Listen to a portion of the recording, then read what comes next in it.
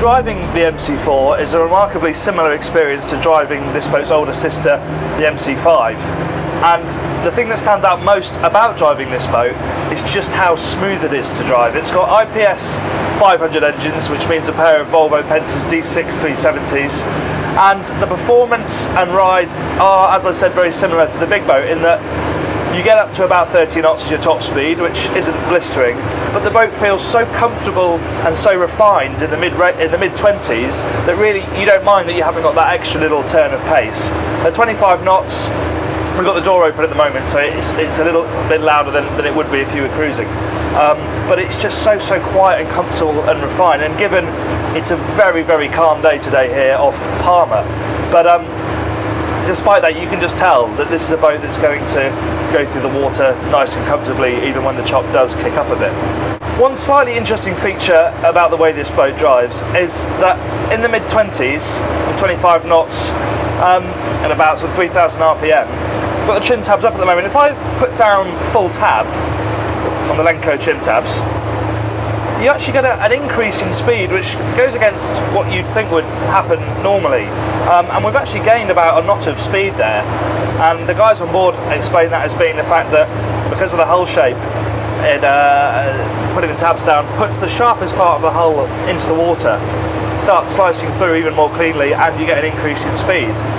It doesn't make a huge amount of sense to me, because you think that the more hull you put in the water, the more resistance, and therefore why would you gain speed? But that is what's happening, and it's just a little bit of a quirk.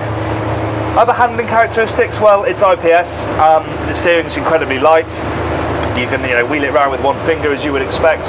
And the boat is reasonably agile. It's probably not quite as much fun to drive as, say, the Princess 43 or the Bavaria 430 or 420 Virtus. But, you're not going to be swinging this boat around too much. But it goes around nice and neatly, and it's good fun if you want to do that sort of thing. The helm station and driving position down here is very good, actually. There's no movement on the seat whatsoever, which is a bit frustrating, but for me it fits really quite nicely, to be honest, and I can sit back and just about reach the horns okay. You've got this electrically opening window here, there's one on the other side too, which is great for getting a bit of air through and obviously talking to the people on deck. And the view down here is really very good. You're quite a long way back.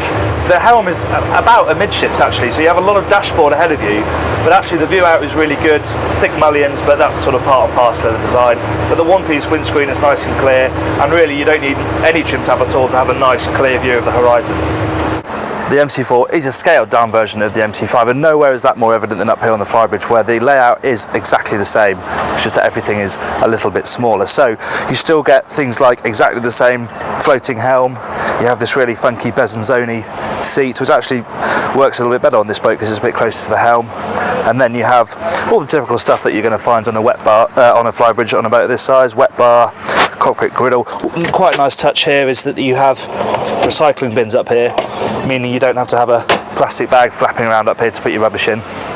And then the aft section, they haven't tried too hard really, it's just seating, lots and lots of seating, so that with this large table which folds out, you can get everybody round the table and eating off the barbecue. And you still get, although it's slightly smaller, this great top loading fridge here, which is always handy. So of course your other main outdoor living area aside from the flybridge is going to be the cockpit. There are bow cushions up on the foredeck, but that's all you've got up there. And there's the option to have a table in here. This boat hasn't got it, but it would fit in here, and then the tabletop flips up so that you can still use this massive access hatch in the floor to get to the IPS drives and the engines. And then of course the whole point about the MC5 and the MC4 is that the cockpit and the saloon mould together pretty much seamlessly. There's no step here, and you have a wooden floor in here, so it all sorts of moulds into one.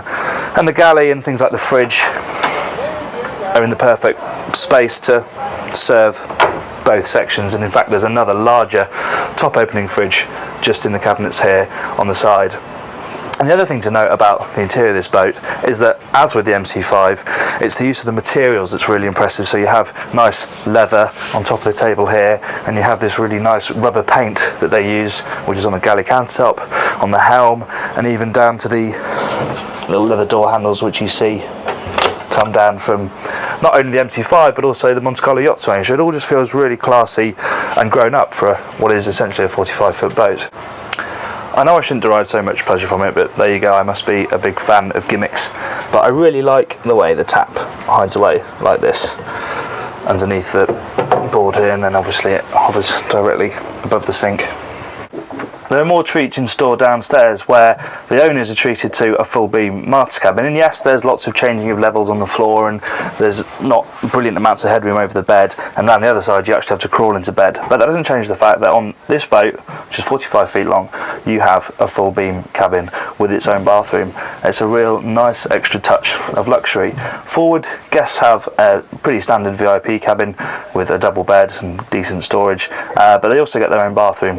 So for cruising couple, the accommodation on this boat is really very good.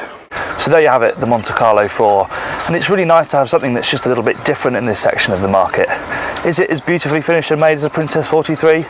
No, probably not, but it's not far off, and it makes up for that by having really good ingenuity on board and nice funky touches, and it's just a bit different, and I really think it's the sort of boat that's here to shake up this section of the market.